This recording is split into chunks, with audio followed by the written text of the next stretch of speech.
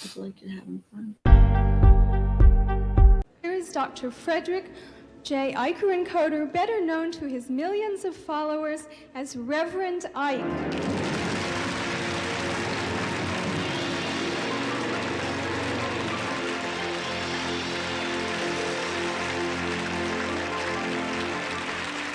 All right, how many of you feel the presence of God within you today?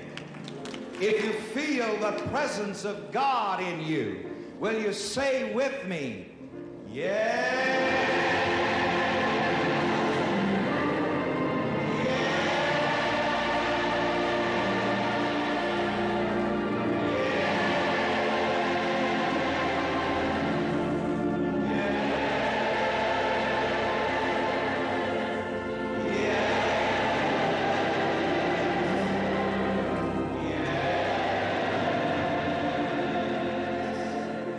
Sometimes we say it this way: I feel God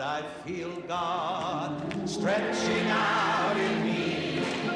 I feel God stretching out in me. I feel God stretching out in me. Stretching out in me.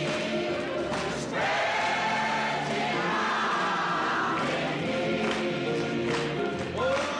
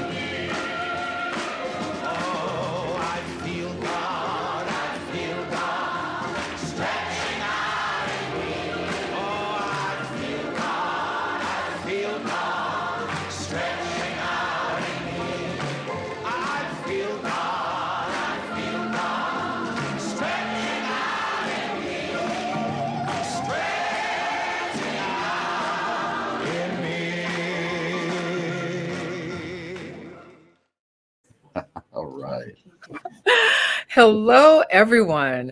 I am your host, Joy Donnell, and I'm so excited to be sharing with all of you. There's probably some familiar faces that you're looking at to my left, I think. We have a few icon coders in the house because we are going to be talking about this right here, the book, the physical book, but especially the audiobook. This is the launch for Reverend Ike, Extraordinary Life of Influence audiobook. And I'm holding up the physical book because I can't hold up the audiobook. But in the meanwhile, we are really excited to be sharing space with everyone. We have the chat going. I see some people checking in from Kenya, checking in from Australia, checking in from Milwaukee. Please say hi to us. Let us know where you're dropping in from. And as for you, feel free to drop questions in the chat, reactions, because we're going to be getting a treat. For those of you who have been reading the physical book and haven't gotten a chance to hear the audiobook yet, you're going to get some snippets and we're going to be discussing them. We're going to get some things, some little inside information that maybe no one else has heard before, ask questions that maybe have not been asked before. And if you have been listening to the audiobook, you're going to get a chance to dive deeper directly with the people behind it.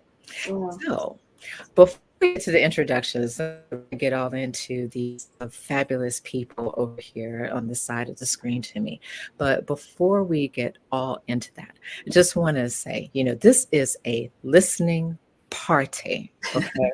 So We're going to listen. We're going to laugh. This is a virtual space, but this space is alive. Okay. And it is alive because we're in it and we're here with you. Once you get something, some sort of libation, like no one's going to judge what's in your cup. I have my mushroom coffee, but it can be whatever. I don't know what time it is where you are, right? So feel free with that. I would also have some cookies with me right now, but my dad ate all the cookies. So I just have my mushroom coffee, and that will be enough for me in the meantime, in between time, but make sure you have something that you could be enjoying, because with some of these things while you're listening, you're going to want to sip some tea. You're going to want to be nibbling on something, maybe even some popcorn, because we're going to very deeply get into it. No exaggeration. So I'm saying, got Los Angeles in the house. All right. Yes. We have New York City. All right. Rabbi Rob, I like that name, in Houston, Texas. Oh, we have people in the Hamptons, as in Hamptons, Virginia. Virginia, okay. Boston, Massachusetts, North Carolina, Pennsylvania, Inglewood, California. You all, wow, we've really got a gathering. Trinidad and Tobago. Wow. I'm not just, I'm not just sitting here like shouting random places in the world. These are right. We're sharing where they are in the chat. This is amazing. Pennsylvania. Oh, we're excited to have you with us. This is great. So Cancun. Oh, that's where I'm going to be soon. Like Cancun, Mexico. So before we get into the introductions, there's someone sitting in the middle, Xavier Icon Coder. He's probably familiar to you. You know him. I'm going to ask Xavier to take a moment and grab his voice and his drum and kind of help settle us into this, bring us into our bodies, bring us into our focus, bring us into our energy. So like I said, we can bring that laughter and that curiosity and all of that like mental connectedness, and also really be prepared to share space together. So with this, I'm going to pause. And Xavier, you please take the floor and ground us for what we're about to enjoy today. Well, joy, it is a joy to be with you now. And everyone, thank you for being here with us. I have, to set this up and then do just a little visioning together before we move into some of the more of the program. I have some thoughts about the multiple significances that are happening today. This is, of course, the day after Father's Day. And we're here, of course, to talk about that guy there and his life story in the book and in the audiobook. But also, this is the beginning of summer solstice week. The solstice energy happens for an entire week. The actual solstice is Thursday. But today, Monday, Tuesday, Wednesday is the building of the energy. Thursday is the fourth day. It's like a wave. A wave first pulls, it builds, then it crests. The day of the solstice is that cresting energy, and the 3 days after into Sunday, the wave breaks and disperses.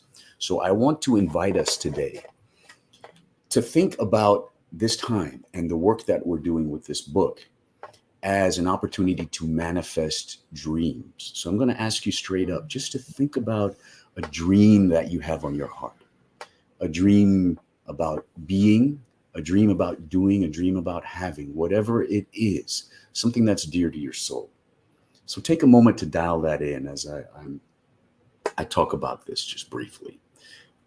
Because my dad was, among many things, a manifester of dreams. And this time of solstice is a time of seasonal change. It's a time where, and I'm talking about this because, so 2 nights ago, I felt this old dream of mine renewing itself and starting to pull me. And I could feel the wave begin to pull. And I body surfed yesterday. We're here for family reunion, right? Yes. And it's been absolutely wonderful on the Dent side, my mom's side. And yesterday we gathered at the beach and we swam, and it was wonderful. I got to body surf, one of my favorite things to do. So I'm in the water facing the wave and I feel the pull. And I could feel the dream pulling me 2 nights ago. And now, just like with that wave, you turn and the wall starts to rise. When you're body surfing, you learn how to rise up with that wave as it's cresting. And so today I feel like I'm lifted on this dream that's being renewed. So solstice is a time you can renew dreams. It's a time where you can renew old dreams. It's a time where you can give birth to new dreams. So that's why I'm putting out this invitation for this today. So much to say, but let me get on with it. And this is a wonderful time of love as well. So as you think about what dream you have on your heart, just let it start to pull you. Let your heart, let your soul start to talk to you. And I'm just going to, just for a moment, as I do this on the drum, a little love song from West Africa, as we let the dreams start to pull on us. Let me encroach on your space a little bit.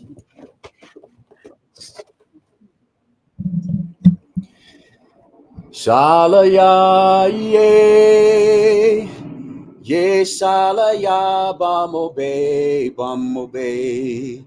Borina korogumaya la kalimane salaya awa. Salaya ye, ye salaya bamobe, bamobe. Borina korogumaya la kalimane salaya awa. Salaya ye, ye salaya bamobe, bamobe. Borina korogumaya la kalimane salaya awa.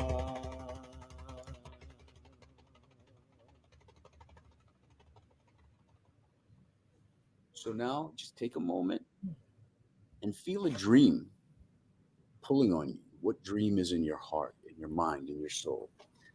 Just let it start to pull on you as this equinox energy, the wave begins to build. And then feel yourself start to rise on the wall of that wave. Feel this dream, this deep intention planted in your soul that grows up into your heart, feeling that rise within you and lifting your vibrational frequency. And understand that as this week goes forward, you're going to crest with this energy on Thursday. The wave is going to break and it's going to disperse and propel you into a future, onto a shore of new possibilities. So let's keep this in mind today as we go forward, talking about my dad, this wonderful and great manifester.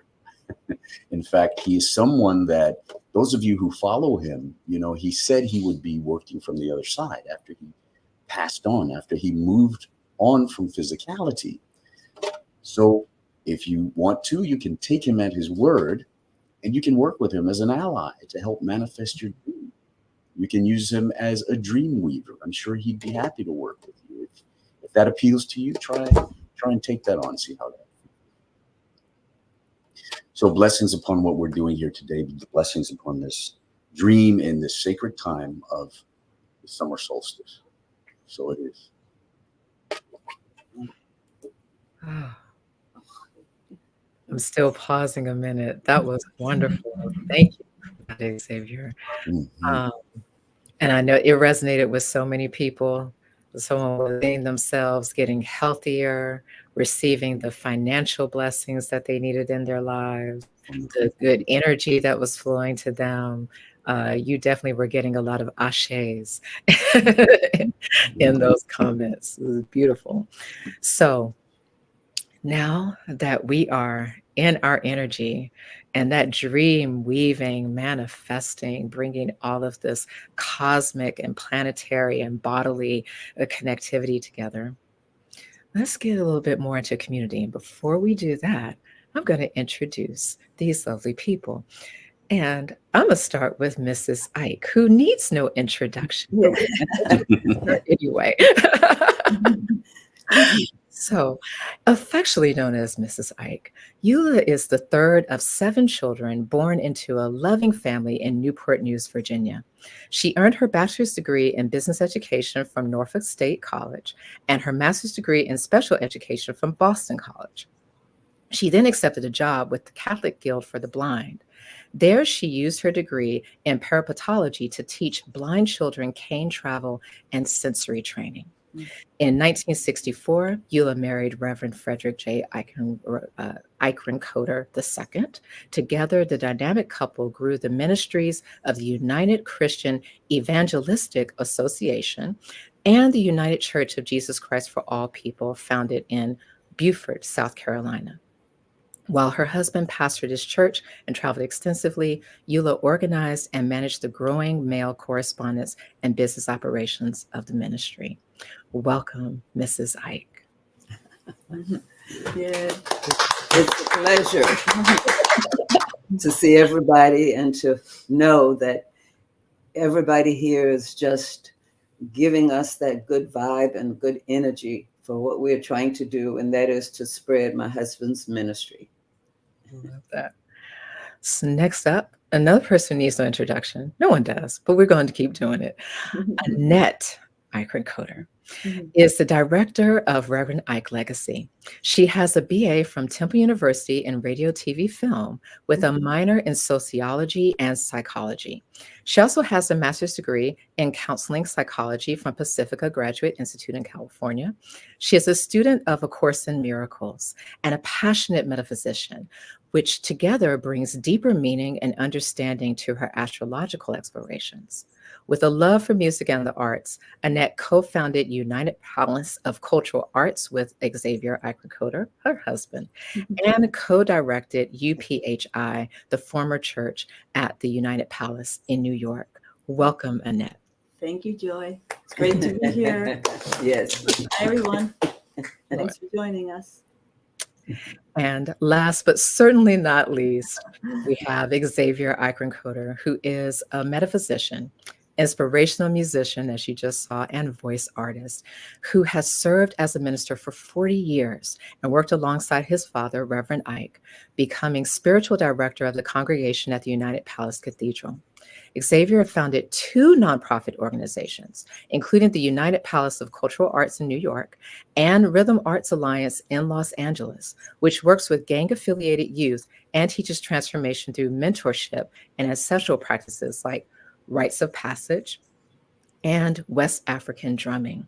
He received a BA in philosophy from Columbia University and a master's in counseling psychology from Graduate Institute. Xavier studied the art of manding drumming for 10 years with the Grand Master of the djembe, Mamadi Keita.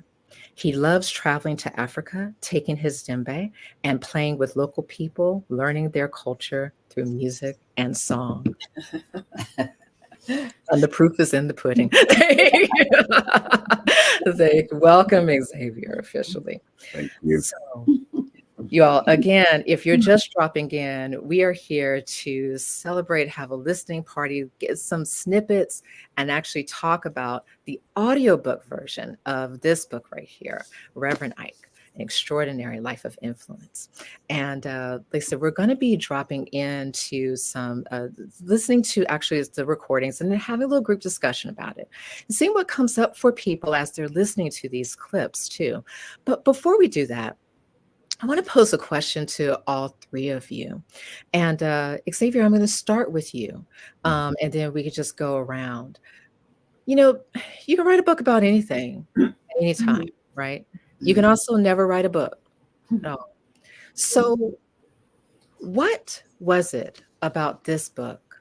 Why this book right now? Yes. Why this book right now? Because the world needs the blessing of my father's teaching. More people need to be exposed to it. His story needs to be told because it's an extraordinary story. He's an extraordinary man, did extraordinary works, extraordinary extraordinarily helpful to so many people around the world. And he is having a resurgence, through YouTube and other media. And we just want to, talking about waves today, keep building this wave so that it's going to benefit more and more people. I started it actually not long after he passed because people were immediately asking for it. And I went through quite a journey with the writing and, delving deep into memory and feelings. And it was such an emotional process that I realized I wasn't ready to fully take it on. But long story short, over a period of about 14 years and finally bringing in Mark Victor Hansen to help, back clean up with it and get it finished. We finally got it done. But it's, he's a person of such a magnitude that his story needs to be told. And because his story is a blessing to so many people, the book is a success, personal success and prosperity magnet. When you read the book, follow his story, it gives you a sense of how he did what he did and how you can also do it in your own way. And I think that's the most important thing, is the example that is in the book. That if you take it on in your own way, you can accomplish your destiny. You can accomplish your dreams, what's on your heart and what's in your soul. And 14 years, that is definitely taking a lot of care with this story, right? So I just want to, reiterate that for people. This wasn't something that just got, jumped up off of the sofa and decided to write overnight. Like you really took a lot of time and a lot of thought and a lot of heart and a lot of, I would even think, investigation, right, and reflection into this. So Mrs. Ike, what does this book mean to you right now at this point in your journey, and with all of having lived the history in your way, alongside your husband, and seeing the way that his message is showing up now, like even though he's no longer physically here with us, and having had your son put this book together, with Mark Victor Hansen, how is it sitting with you? What comes up for you? What does it mean to you at this point? Well, as you said, that it has been a number of years since the beginning, since the inception of my son writing and putting the book together. And I just think it's time, especially with what's going on in the world today. A lot of those answers are in this book. And we have a lot of people who are looking for answers. So we feel that this is an ideal time, ideal situation where a lot of people can be helped. And this is what he wanted. And this is why he said that he would even be speaking and ministering on the other side. And we feel that it's time that we get that going. Now, Annette, as someone, I'm a writer, and I know that when I'm writing a book, my husband is also writing a book, even though he is not writing a book, because he's with me. But you have such a unique background too, being a metaphysician, having such deep knowledge inside of astrological explorations and your own spiritual practice. As you look at this book now, were there any things that came up for you, like any surprises that you didn't expect as this book came together and the way that you're seeing it show up in the world now? Surprises. Well, because this book, it was such a process. And I think, it's like we had a micro, like a focus on it. When it finally came together in its whole form, it really knocked me over. Like that was, it was something, because you get, you don't really know how it's all going to piece together and if it's something that people are going to relate to. Mm-hmm. But this has had such an impact on people that has surprised me. And not because he wasn't powerful or he wasn't, he didn't have such impact on on the world. But I just didn't, there's certain people I just thought they would not necessarily relate to it or something, but it's relating to so many people from so many pathways and stuff. And so that's really exciting for me to see, be able to share it. And it was fun. It was definitely divine timing. You know, this thing, it's a co-creation. I think it's just it's all about the right timing, and and you get that inner green light. And I think that's what Xavier felt. And it was just time to move. Ravike from one side, you know, us on the other, and it all came together. So, Wonderful. Right, yeah. right. So, I will ask, because like I said, the chat is alive. So if you have a copy of the book and it has been resonating with you, just give us a little yes, a little ashe, a little amen, a little whatever way you want to let us know that this has been touching your life, that you are getting something from it. Just go ahead and shout out in the comments to us. And Xavier, before we get into the first audio clip, if you would just kind of give us an idea of what was it like putting the audiobook together versus the written book? Yeah, very different journeys. The audiobook was very much, my experience of it was very much like a culmination. And I keep going to this wave analogy. The written book was such a work that took so much time to build and build and build and build, and the wave finally crested and then it broke. The audiobook was like this new surge, when you catch a wave and you go into the shore, you've had a wonderful ride. Often there'll be a secondary wave that comes in and gives you an extra boost. Sometimes it'll catch you by surprise and smack you upside the head even. The audiobook was, it was challenging. It was challenging for me technically because I got an isolation booth at home because where I work and do my drumming and stuff, the sound wasn't quite right. So I had to get that and the mic set up and everything. And then I had to do the tech myself on the computer on an app called Logic. Musicians know that. And so I'm recording the book and I'm doing the tech, cutting the clips. And so that was something for me to learn. And sometimes me and tech, sometimes it's just a total pain in the you know what for me. So I kind of had to get past that piece, and I'm proud that I did. I surmounted that. That was a bit of a challenge for me. But then being in the flow of the story, speaking what I had written, and of course the subject matter, again, there being deeply emotional and cathartic. Writing the book, I went through so many phases vis-a-vis my dad and our relationship. So much processing of difficult things, difficult feelings, forgiveness of things and things between us in the past.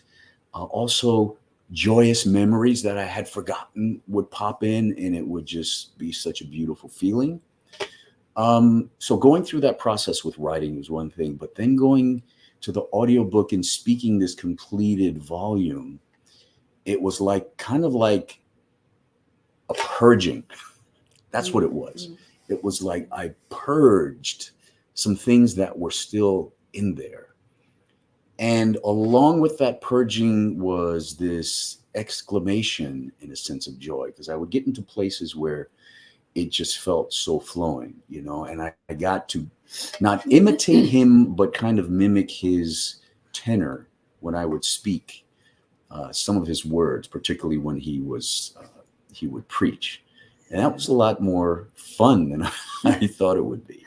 So I got to speak in my mom's voice, again, not mimicking her, but just as I was speaking, whoever it was. And many people who told their stories, including Annette and we have Zahara and Zia over here. Zahara is my Aunt Kay's daughter, and Zia is her granddaughter.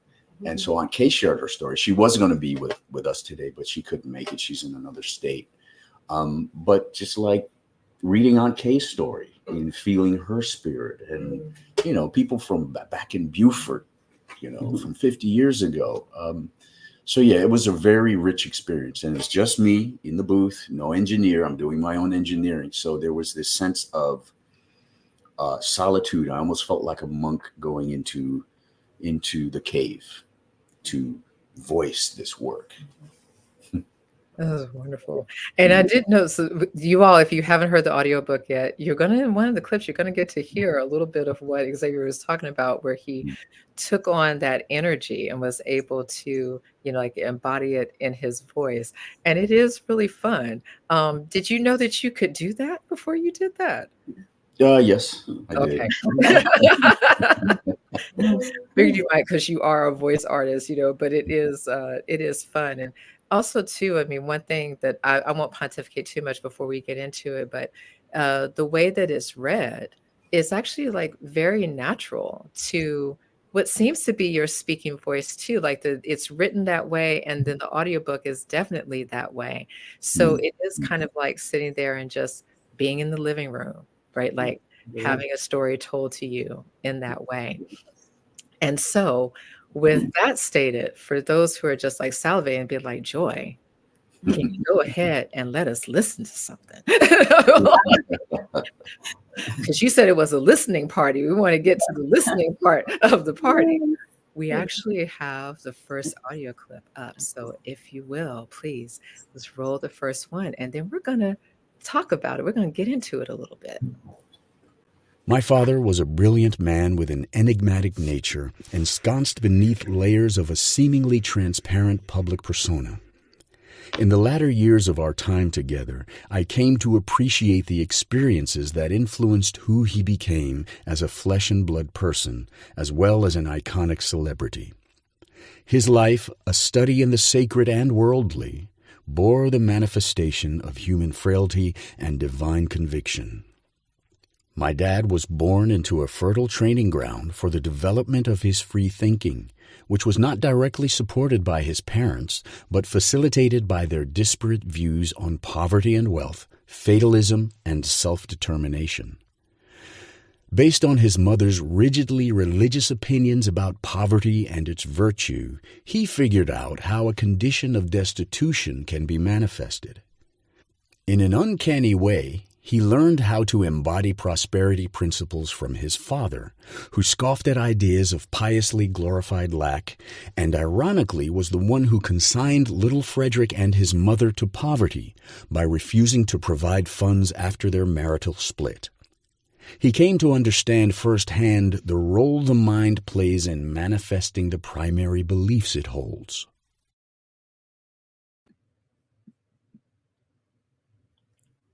Oh, now I'm curious, what did you just grab? My journal. Oh. Whenever I hear it, you know, I get thoughts, and sometimes I like to jot them down so I don't forget them. Okay. So then, not to keep picking on you, Xavier, but I got to start with you, because you just went ahead and and now I'm having a squirrel moment with that journal. I'm like, okay, what's coming up for you listening to it again? Because we, you know, you in that chapter, you're dipping into where the prosperity mindset came from, right? Like, and it's almost a response to the neglect, right? And the unjust treatment from his father, seeing how it's creating an environment for himself and his mother that they don't deserve. It wasn't warranted. And where some people could very easily, you can go in any direction from that. Seems that your father went into, let me look at being a master of my mind. Let me look at actually harnessing my power to be able to respond to a world, a person that is trying to inflict this type of injustice upon me. That's kind of part of what comes up for me. But what comes up for you listening to this again, probably not for the first time, of course, and having written it, you know, like what brought you to that chapter, and what comes up? Well, you know, what's coming up for me now is it hit me the other day that, you know, what if my dad had not surmounted the challenges that he had and had not fully become himself? What if instead of rising up on the wave that was pulling him to become Reverend Ike, to become Frederick J. Eichencoder, the man of influence, what if he had just crashed on that wave and been swept by the tide and become, part of the just kind of flotsam and jetsam? So many people would have missed out on the inspiration that he brought. And the other thing that, and again, I always want to bring that back to each of us individually. We don't want to miss that wave of spirit, of soul, of, higher self that's breaking within us and breaking for us, that destiny. We want to catch that wave and be propelled forward into our possibilities. When we do that, we bless other people. We don't want to live beneath our means and below who we truly are. The other thing is, my grandfather. And I never met my grandfather. He passed before I was born, well before I was born. It's a strange dichotomy because on the one hand, when he left, he left, but Raymond, my grandmother, left him. And then he's, cut them off basically. So it kind of went both ways. It was a dance they did, but the impact of my grandfather not supporting my dad was huge. And that cut went very deep, but instead of being completely broken by it, my dad used it as, okay, damn it. Mom, you don't like me that word, but it's all right. But damn it, I'm going to do this myself, and I'm going to do this my way, and I'm going to do it big. So it was a blessing and a curse at the same time. Yet my grandfather's kind of, he had a bit of a visionary within him. He saw possibilities and he worked toward them. And as such, he did some really pretty wonderful, important things in the world, being an architect, making homes for people in innovative, unique ways that these days they're replicating some of that, technique by using, for example, recycled cans, filling them with cement to make, the walls of homes and then covering them with stucco, using recycled material to do that. It's part of what he did. And he designed other things and won awards in the community. And he always had a sense of something more. So you can see how my dad got that forward thinking. He caught that. It was either a gene or whatever, or by osmosis, you see that he got it. So that's what that brings up for me. Wow. What about you, Annette?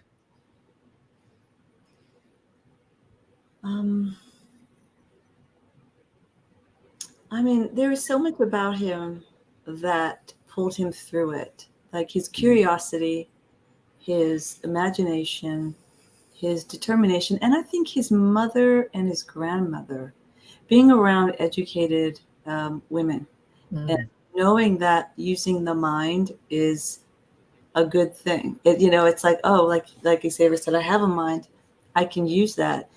I think that kept him above, from on the crest instead of falling underneath.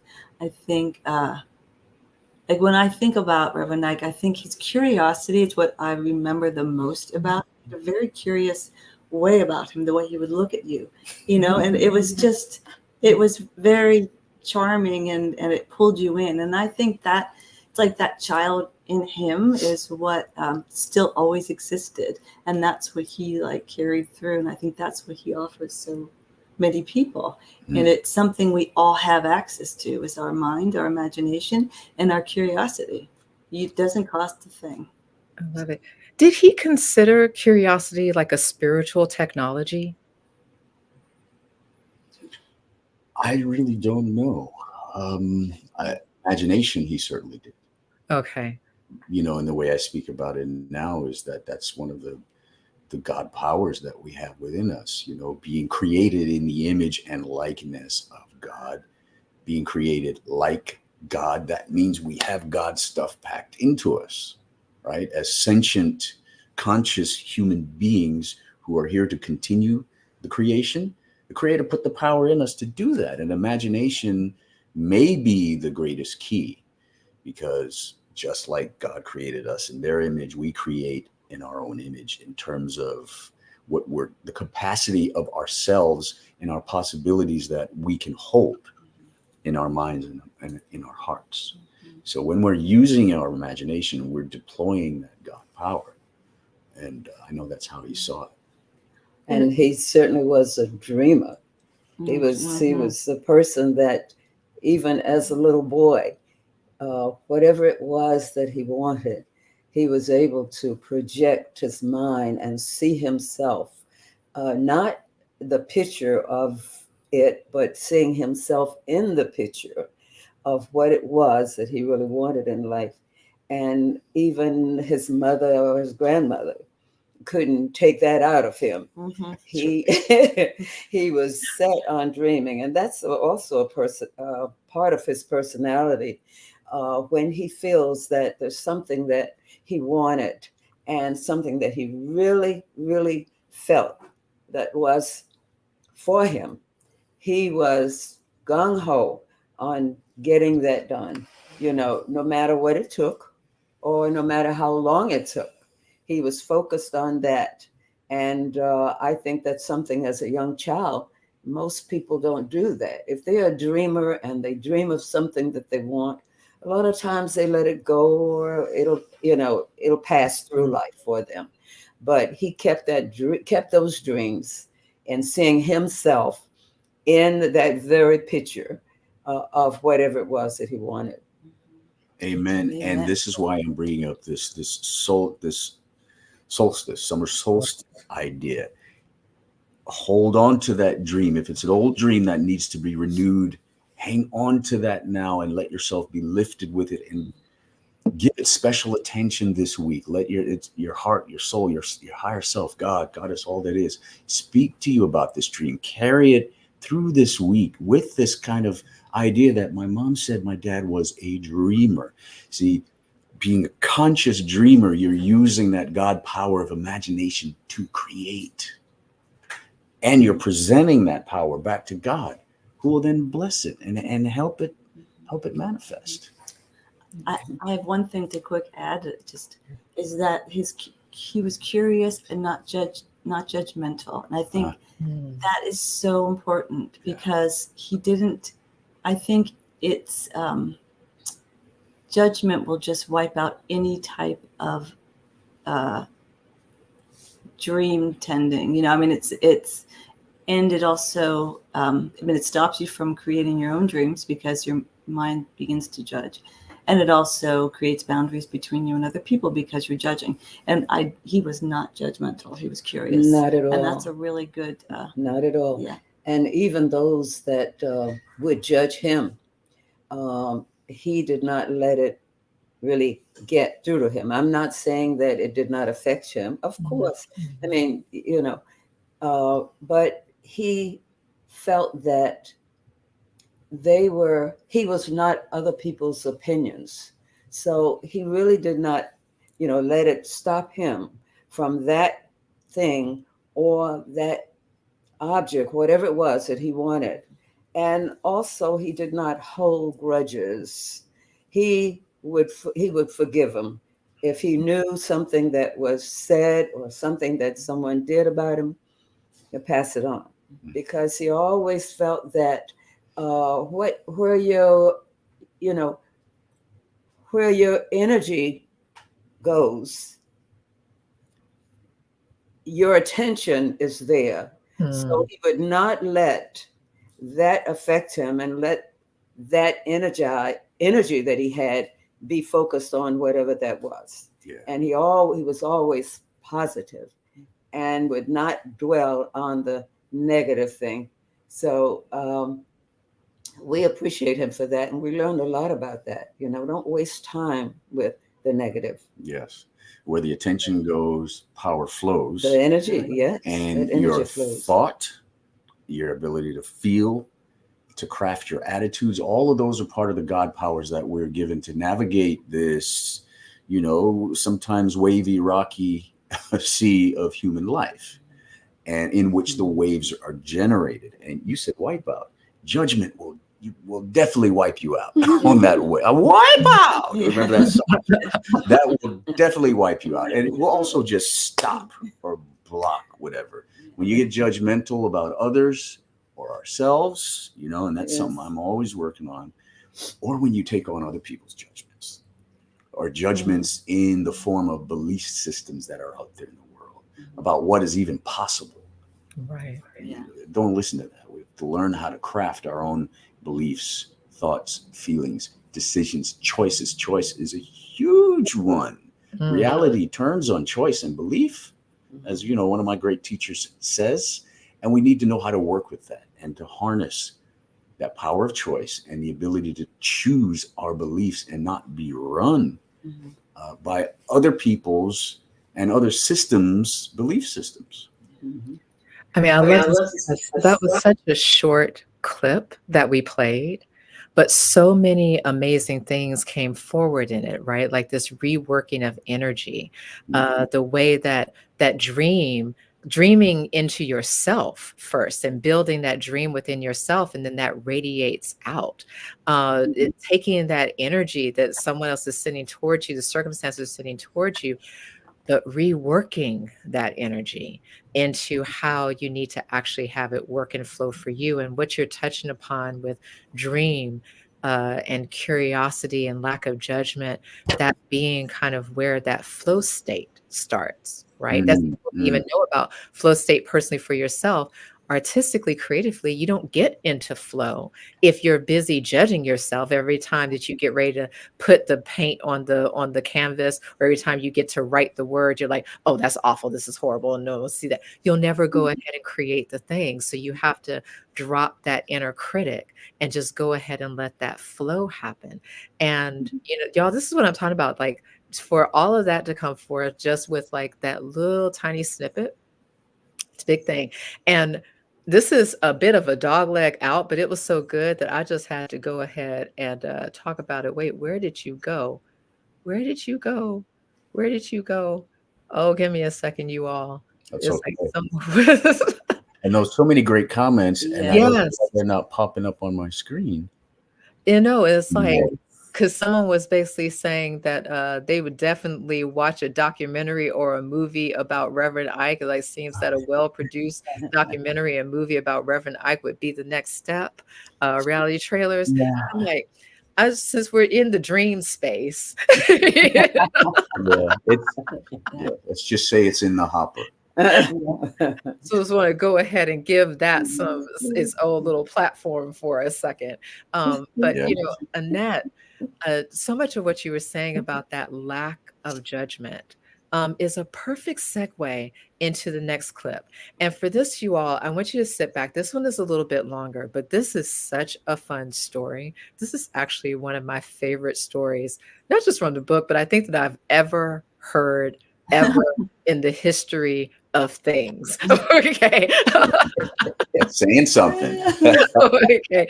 Like, this was such a fun story. And I mean, there's a lot, the writer within me, the creative within me was just like, oh, I can see this in my mind. So with that, I'm going to pause. And if we please load up the next audio clip, you are all going to love this.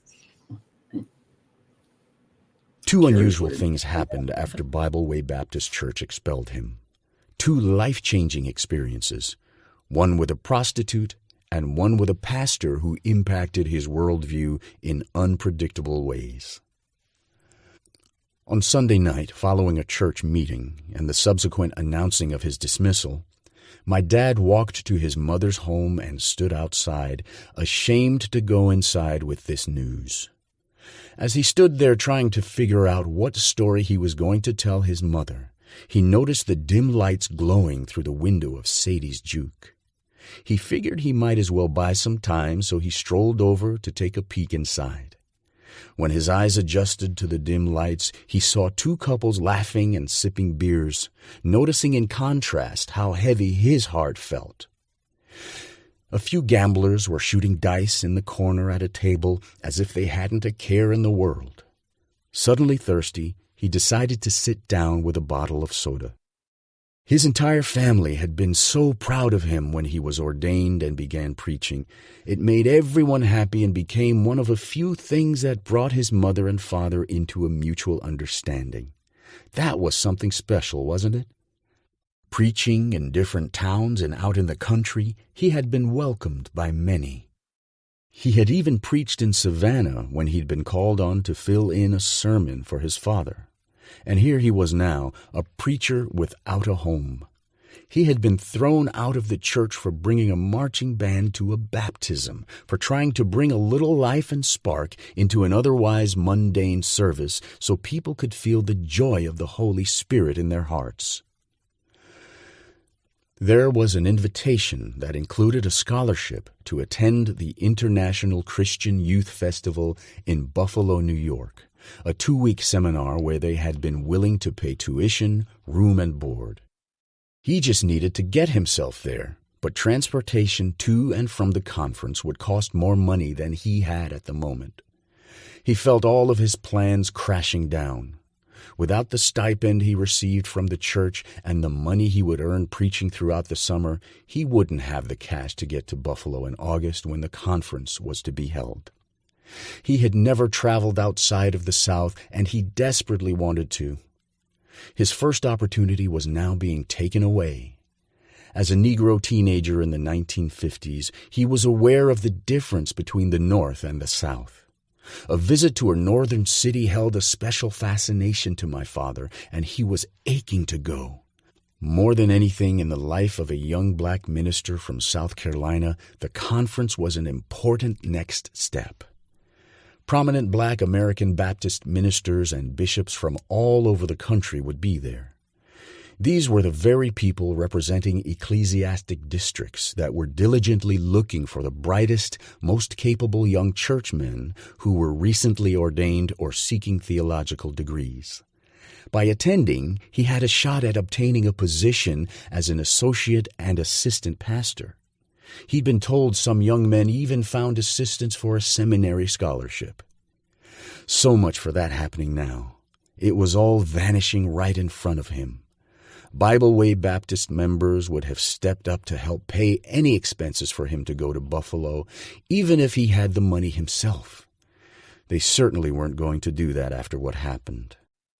Even his success as a traveling preacher was compromised because being a preacher by appointment required recommendations from other churches where one had credibility and contacts. Grappling with how this had all gone wrong, he thought back to an epiphany he'd had when he decided to see what it was like for those people working out in the fields picking cotton. Colored schools never opened until all the white folks' cotton was picked. I didn't have to do that, but I'd gotten curious one time, and I did it.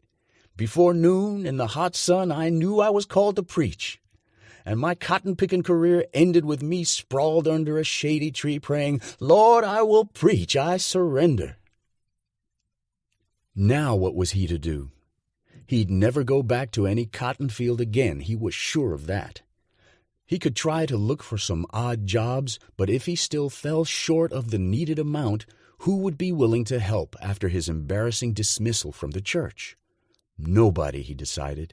He had ruined his future with one careless move. It was hard not to feel sorry for himself. As he mulled over the grim prospects, a woman approached his table and sat down.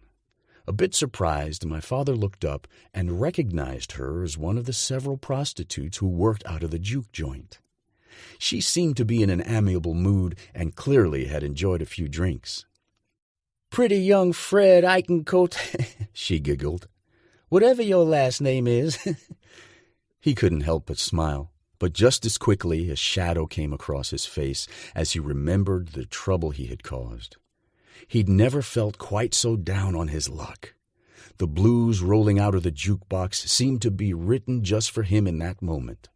Dinah Washington in pain, Muddy Waters crying out that his woman just wouldn't do right, and all the other grief and heartache that could be told in a 2.5-minute recording. So they kicked you out your church, sweetie? Lady T asked. Why, those dirty, rotten dogs. I'm telling you, those church folks are too much, man. So full of themselves and their high and mighty ways. Huh. They have some nerve talking trash about the way we treat each other over here, don't they? He thought perhaps she was right. Maybe they were hypocrites. Even so, name-calling was not going to get him to Buffalo. Look here, young blood. I'll tell you this right now so you pay attention to me. You want to go on up there in the north to this old church thing? Well, then you go on right ahead, honey, you hear? In one swift motion, Lady T reached inside the bosom of her dress and removed a checkbook. Borrowing the fountain pen my dad happened to be carrying, Lady T wrote him a check after asking how much it would cost to get up to Buffalo. Now that place, it's up in New York somewhere, right? She said.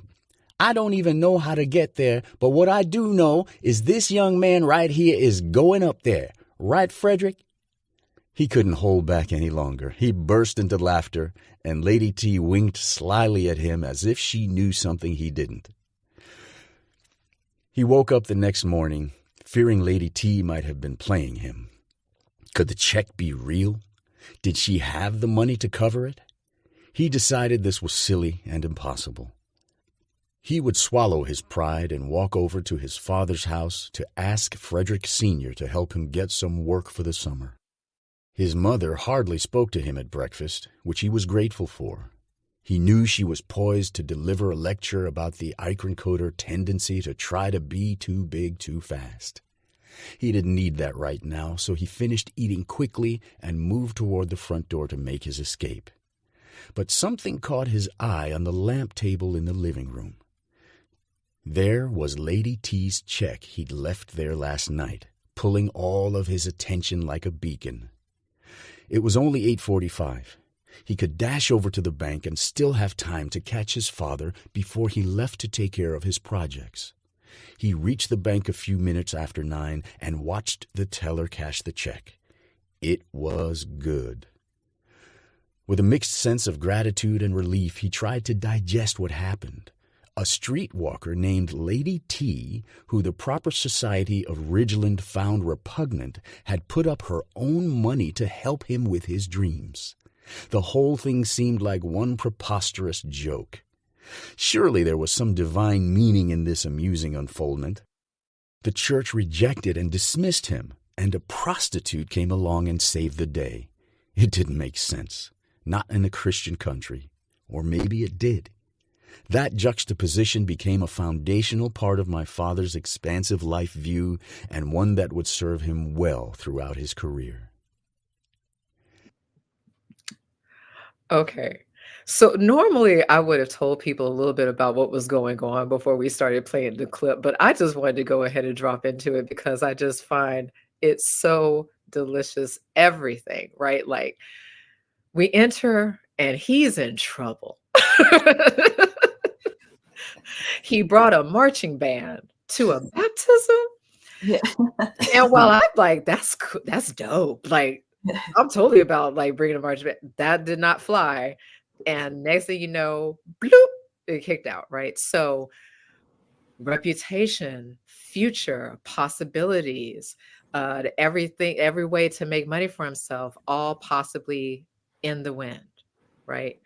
And feeling dejected, goes into the bar, and Lady T is sitting there and has the conversation with Lady T, who decides to basically become an angel investor, right?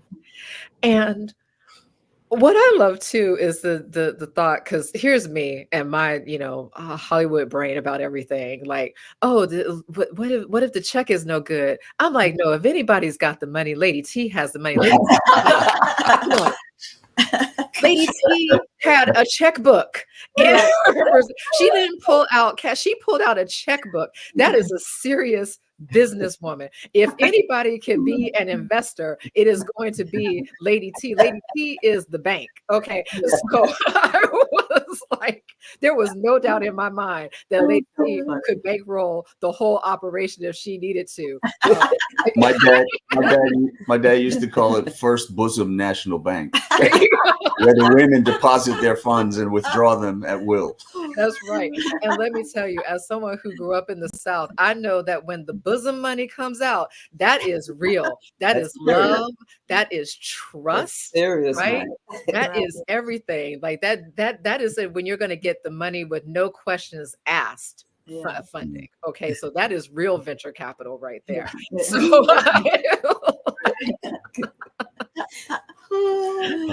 so I love it, but to Annette, the point that you made earlier, about judgment, right? And the ways that so many times in the world we will knock each other down, think that, oh no, like you could possibly, you can't sit with me, right? These hierarchies and ideas that we have about people. And here's Lady T, who just, if he hadn't even been honest, in his dejection, who knows what would have happened. So I kind of have a wild question, and whichever one of you, is feeling compelled, because you can tell me if I'm completely off. But what comes up for me with this is also a conversation about vulnerability, and vulnerability in relation to finding the people that you connect with, those reflections of yourself who are looking for you and you are looking for them. But if you stay within just your fear, right? Your fear of being judged, your fear of disappointing everyone, your fear of let people know that you're even worried that something that you've been dreaming about might not happen, you can kind of miss an opportunity. That's what I got from this chapter. Do you agree? Do you disagree? Am I off? Am I cooking with fire? Well, I think it's very important that people can come out of that cocoon and not be fearful and just do whatever it is that they have on their hearts to do.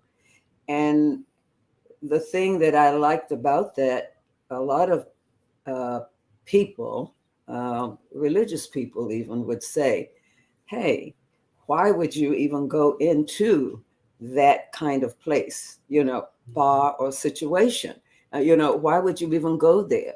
Religious people don't do that, yada, yada, yada. So I think about him and something that he even did, not necessarily as a practice, but he would do it sometimes. He felt, and as he has taught us, God is in man. We are co-creators, as my son says.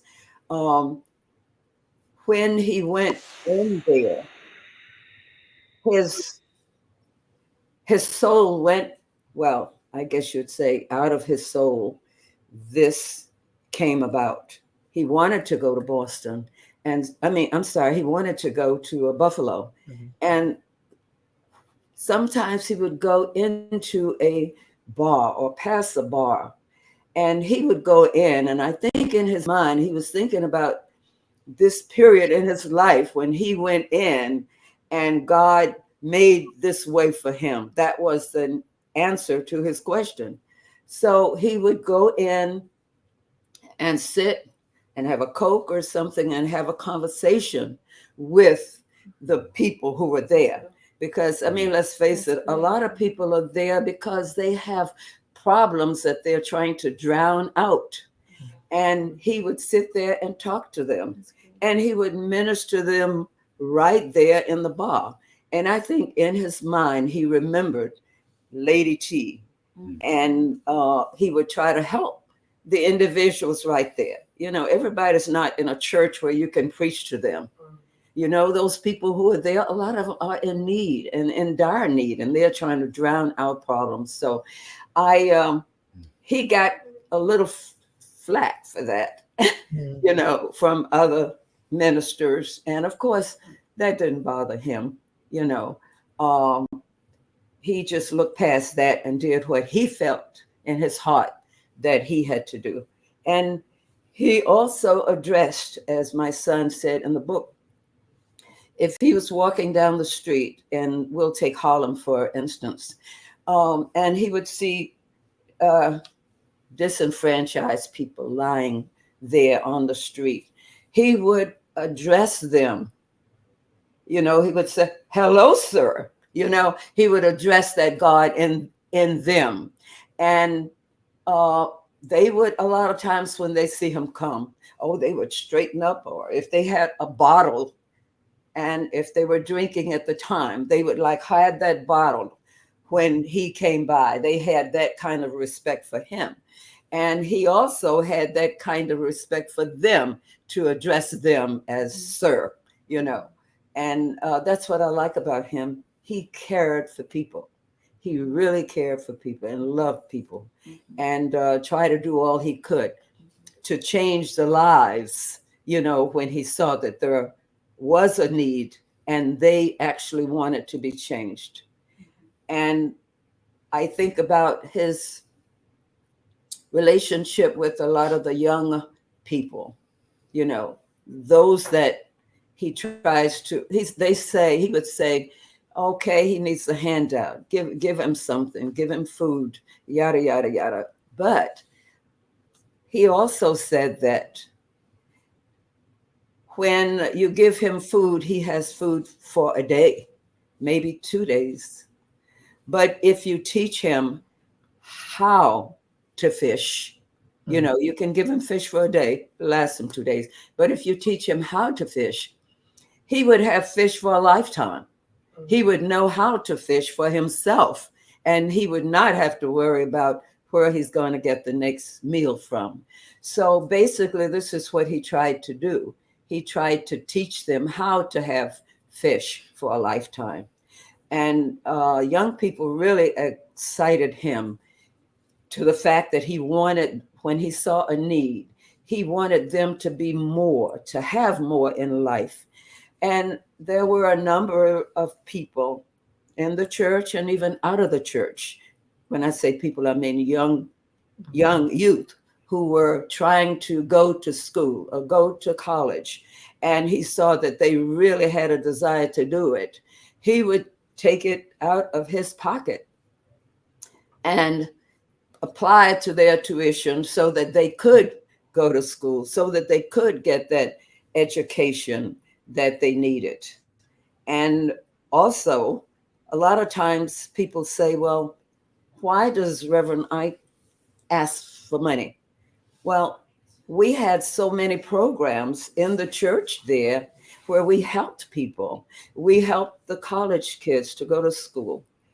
We helped prisoners who got out of jail and had nowhere to go. You have to have money to help them, to put them up, in places until you could get them with members of their family who could sort of help them along the way. And I don't know why that was a problem, because, hey, you can't do anything. You have to have money. Like Lady T did. She pulled that out for him and blessed him. It is a great story, and a lot of people have been appreciating it. I think Cooking with Gangsta Chef Cabrini said, LOL, Xavier's voice of Lady T was the best. I definitely felt like I knew Lady T. Like, it reminded me of women I had grown up around. Wait until you hear the rendition of my voice that he did. We'll do that for the next listening party. We will definitely bring that clip. Was that okay? Did I do all right with that? Yes. Okay, thank you. Great. But it's such a heartwarming chapter too. Like, you've done in so many ways. And I'd be curious, but Annette, did you hear this story? Like, did you know this story before it was in the book, or did you? I'm trying to remember. I think I did. I think I knew it before, but I I mean, it was like you, like I had the visuals were crazy in my head when I was like, this is amazing. Like I would love to have been there to see it. And it's such a fairy tale. It's like what the the innocent child who goes into the forest or something, who like just speaks to everybody with kindness and it just shares their dreams, shares his dream and with everyone. It's like that's kind of the energy that flows, and that's what creates reality and makes dreams come true. And I just have that. I could really feel the energy of that. Of he wasn't judging her. He was, and she knew it. Otherwise, it would maybe it would have been blocked. She may not have felt moved to share, to give him that money. But it's such a great. I mean, there's so many things to take out of this book, but that is a strong one to me. To see how that relationship, unlikely relationship, came together. So yeah, it's really great. It changed his life. Yeah, it changed his life, and you never know who will respond to you. He just out of mutual respect. Look what was created. So. So that was such a crucial moment in my dad's life, like you said, a vulnerable moment, and pivotal. He was there vulnerable, yes, pivotal. Yes. And for her to be there and respond like that, I mean, to me, that shows when you dream, you never know who's going to show up and help you manifest it.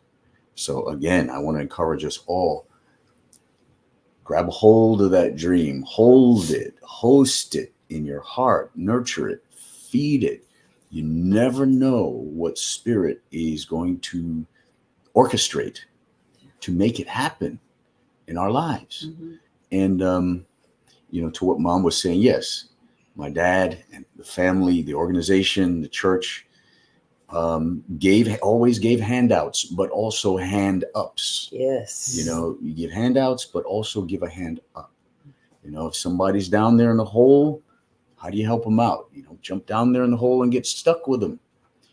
You put a ladder down there for them from where you are, or you throw a rope or reach a hand down, give them a hand up.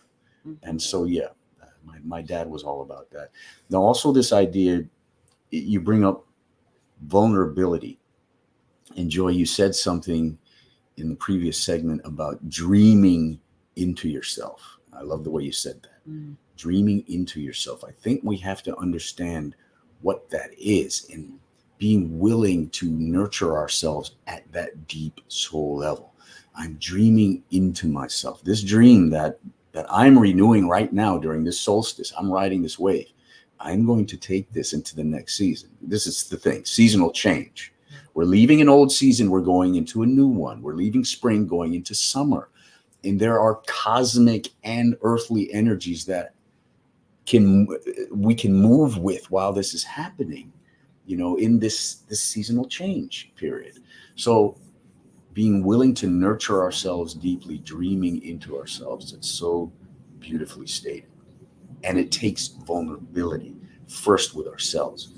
What is it really that I want in my heart of hearts? Have I judged it, as no, I can never have that?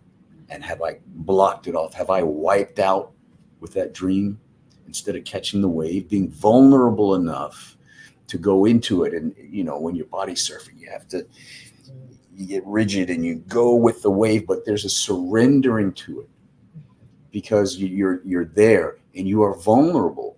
You don't know at first how big a wave is this going to be. Is this going to be a huge thing that's going to be, 10 feet over my head, or is this going to be manageable? But you have to be vulnerable at a certain point and let go of the bottom of the floor, the sea floor you're standing on, if there is one where you're catching the wave, and surrender into it. And then you turn and let it lift you and move you forward. That takes a vulnerability. Mm-hmm. It takes being present with yourself emotionally and not stuffing your emotions. The negative ones, negative and positive emotions it's kind of a misnomer. The only negative emotions really are ones that suppress. Even love is negative when it's suppressed. Anger is positive, actually, when it's, for example, when it's properly, appropriately expressed. But being present with our emotions and not shutting them down, not suppressing them, when we open that up and be vulnerable with ourselves, then we can truly dream into ourselves, into our future selves, into who we're meant to be, and who into that the image in the mind of God that they're still holding for us, that we're evolving into. So yeah. I mean, I love it. And even on an entrepreneurial level, it's almost like a reframing of risk, like in what we think about as risk, right? Because if you think you know exactly what's going to happen, there is no risk involved. Wow. When you're in that liminal space where anything is possible, that's where the risk is. That's also where the best reward can be, right? And so many times, and I'm thinking about that fairy tale, the fairy tale metaphor that you brought up, Annette, where so many times when we look at liminal spaces in the fairy tales, we focus so much on the dangerous part, right? Like, oh, don't make the deal with the fairy because they're gonna snatch your kid or something like that.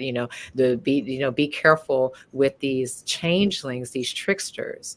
But the thing with the liminal space is that it's just full of all of that possibility, right? So the easiest way to fail a lot of times is to do what everyone else is doing.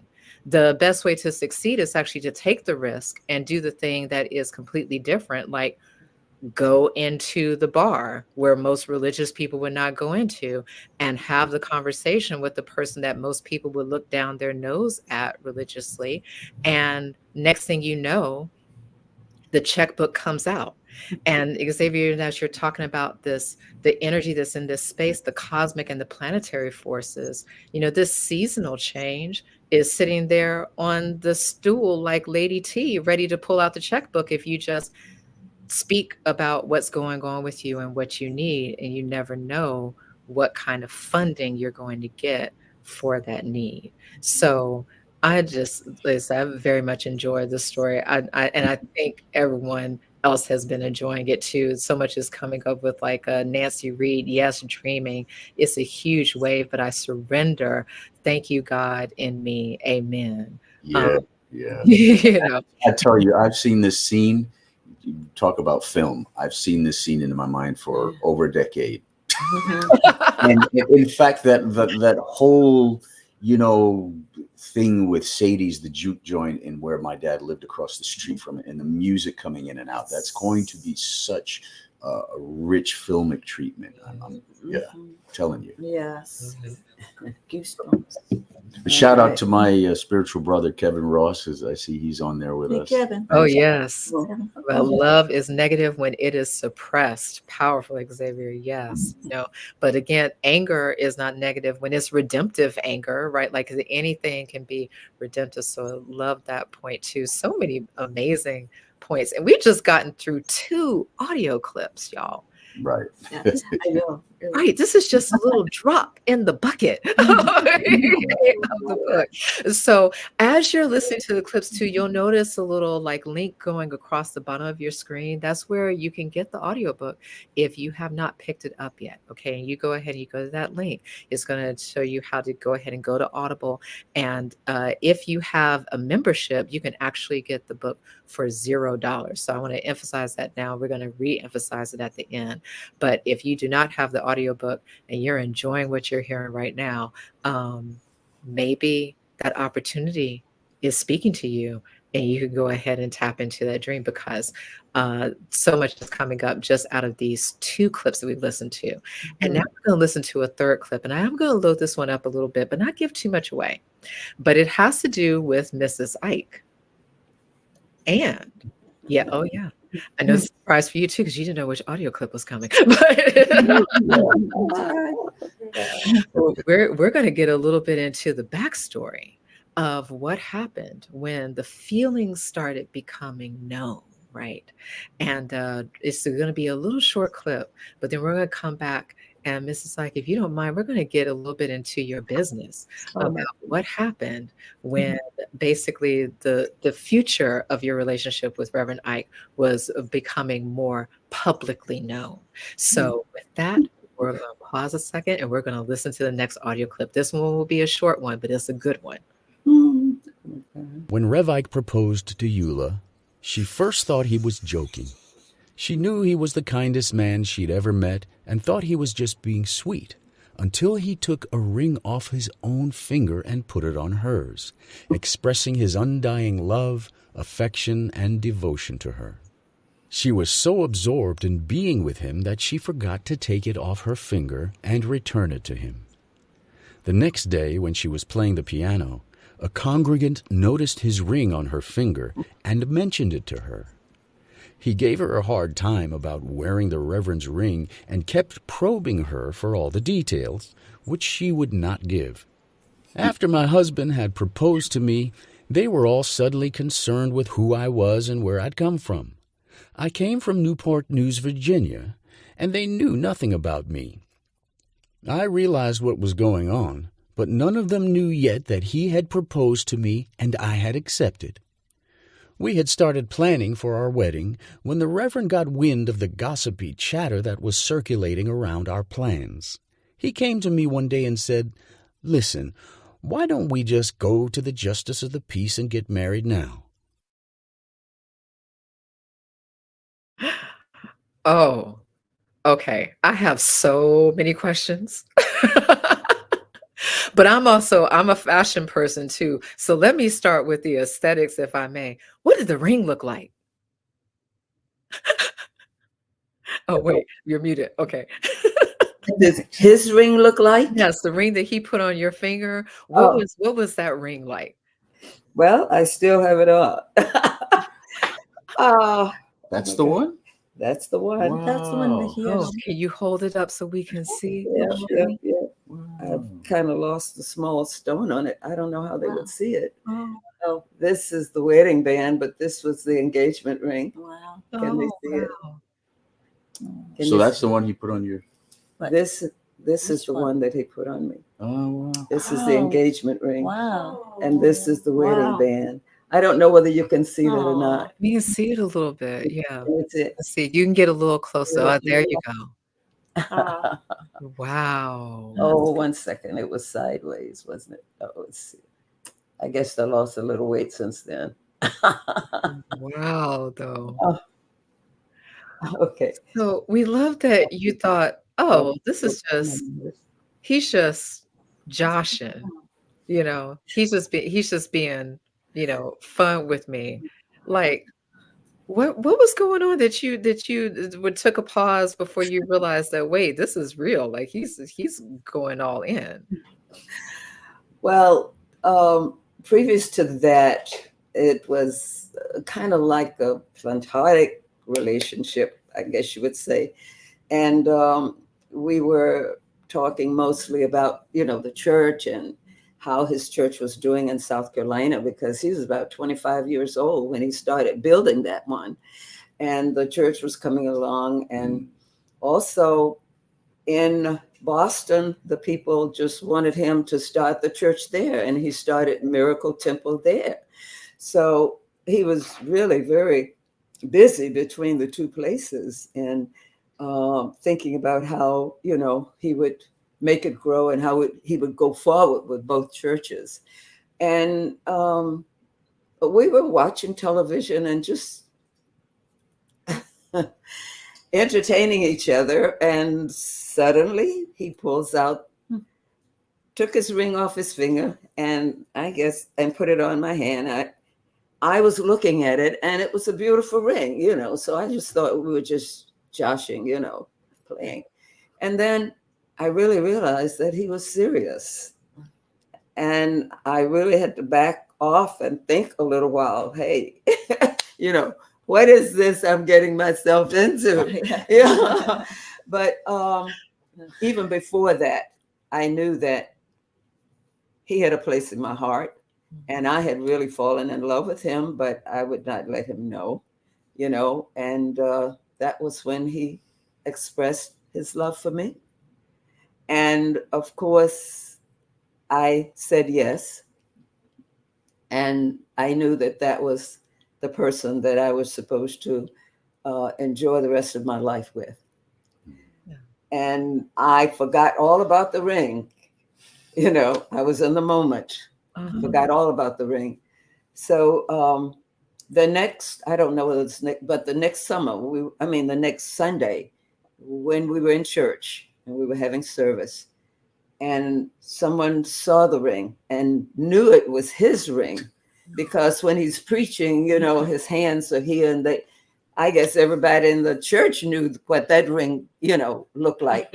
So after service, this particular lady came to me, and she was one that I used to pick up and take to the church quite frequently. She came to me and she said, "Oh, that's Reverend X's ring." And I said, "Oh, really? Is it?" And even then, I didn't let on to her that he had proposed, because I felt that it was his job, well, not a job, but it was up to him if he wanted to let the congregation know. And of course, we did not, and until after we were married. Oh. We did not. We decided to go. He decided to go. Well, the thing is, when they learned that I had the ring on, the younger generation, the young women in the church, it wasn't an uproar, but there was back and forth, and we did not feel like Jealous. going through that. We did not feel like going through that. So he said, "Well, why don't we go to the Justice of Peace and get married?" And I thought, perhaps, after thinking it through for a while, that perhaps that was a good idea, because my family was still in Virginia. I had no one to help me to put a wedding together, the way it really should have been. So I requiesced, that's the word, and decided that that would be okay. And we went to the Justice of Peace. We got married that day. And then the next day we were going on honeymoon. So he called his assistant pastor and said, "Can you come to Mrs. Dent's house and pick me up?" And he was wondering, why am I going to Mrs. Dent's house to pick him up in the morning, early in the morning, right? Because, well, anyway, he came and he took us to the airport. On the way, my husband broke the news to him and said, "BJ, I want to introduce you to Mrs. Eula Eichencoder." And when he said that, BJ, driving now, he really, he didn't wreck the car, but he came close to it because he was so excited. He thought, and he and his wife, they all thought that, we were a great couple, and they were very happy. They were very happy that we had gotten married. So my husband told him, he said, "Well, what you do is you tell Sylvia," as we were going to the airport, he told BJ, "You tell Sylvia, and Sylvia is like a dispatch. She will tell the whole church.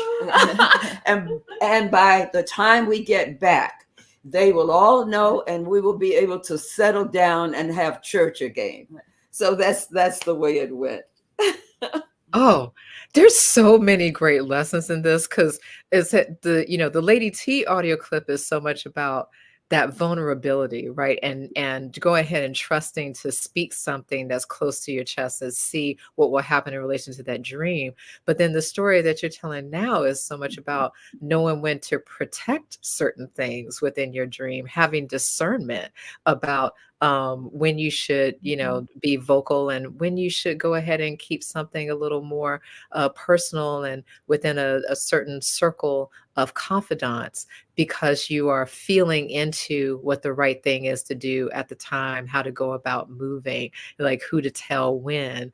And, Mrs. Ike, as you're sharing this story, and I'm thinking about what goes on and like where the world is now, right? We've got so much social media, and people constantly being bombarded by judgments from folks that they don't even know, right? Like you were in a situation where you're, having the people who are in the church with you that you're familiar with somewhat, come up to you asking questions, and you're dealing with that close one-on-one, but we have so many kids and grown walking around now trying to figure out how to navigate these scenarios with not just people that they know, but sometimes perfect strangers, right? So if I can ask just for some wisdom, if you will, insight, how did you navigate that? You know, I know you were saying you had to take a beat and think about what you were getting yourself into, but as you knew that, you know, people were going to be nosy, Mhm. some folks were not going to know how to mind their business, that you were going to want to time when the information came out because that was y'all's decision to decide when that came forward, not someone else's decision to do that. How did you navigate that along? Like you gave us some idea of how Reverend Ike navigated it, but how did you navigate it? Well, I was really, I mean, as a young child, we always think about having a big wedding, having a lovely wedding with all the family and everybody there. But I felt that perhaps we did not want to put ourselves through that. And we also felt that it was God's will that we were made to be married and to live our lives together. But getting back, when we first met, I had a roommate who invited me to her church. I had my own church, but she kept inviting me to her church. She said, "There's this young man and he's preaching, and you really should hear him. He really has a lot of good things to say." So I turned her down. The third time I decided that I would go and hear him. And I did. And he said to me later, and it was during this time when he proposed, he said, when you walked into the church, you were sitting in the very back. He said, "I saw you." And he said, "God told me then that you would be my wife." And I didn't know anything about this until, after he proposed. Had no idea that he even saw me walking into the church. But anyway, in the church itself, there were a lot of young women that were my age during that time, like 20, 22, 23. And naturally, they had their eyes on him, being a handsome young man, debonair young man, I called him at that time. And there were a lot of young girls that really thought that they had a chance with him. I'm the type of person I would stand back, and I'm not one to be upfront, So I don't know. Maybe that attracted him. I have no idea. But he did say when I walked in, he knew that I would be his wife. As far as the other girls are concerned, I just was very quiet, always a quiet person, not very outspoken or anything like that. But I lived through that and I handled it, and he did too. We try not to pay very much attention to that. And then finally they settled down where we could actually get into the church mode and have service. So a little bit of that again, where the energy, where the attention goes is where the energy flows, right? Yes. So there's a little bit of like, look, we know that they're going, was they're just going to talk's going to talk, and chatter's going to chat, and it's not going to stop, and it doesn't even, you don't even have to be there, right, for them to be doing it. So if you either give it attention or you don't give it attention, you focus on what you want to focus on, or you get distracted and pulled away and brought into, those things outside of you that are trying to greedily gobble up that energy. So it's just a beautiful, really a beautiful, fun story. Someone's asking, could Mrs. Ike retell the story about the time they were watching TV and saw people being loaded into police cars before their church? I don't know this story. Do you remember that? Well, the church was Miracle Temple in Boston, and it wasn't necessarily in one of the best areas, of Boston. And I don't remember what the ruckus was outside. It may have been people who were, who had problems, who would have a fight or whatever outside. But I don't remember the total story. But I remember the fact that the police did come, and they took some people off to jail. But Okay. it didn't stop the service. Wow. So there was a rumble in the jungle, but they kept going. Right. But they were outside. They didn't come in, the policemen. They did what they had to do outside. But we kept the service going. Okay. Wow. Focus, right? This is what keeps Right. coming to me, like knowing how to go ahead and focus the mind and see and keep paying attention to exactly what you want to pay attention to, being Yeah. aware of those other things, but not letting it, Stop you or stop you, knock you out of orbit, pull you out of where you're trying to go. Absolutely. This is great. So, Well, Joy, before we run out of time, I want to make sure we get my cousins to say a little bit. And this is going so fast. I know we're not going to get through all the questions that people did. So, let me just say I can commit to doing a part 2. If that's warranted, we can get into it some more. If we miss some content that we wanted to get into. yeah.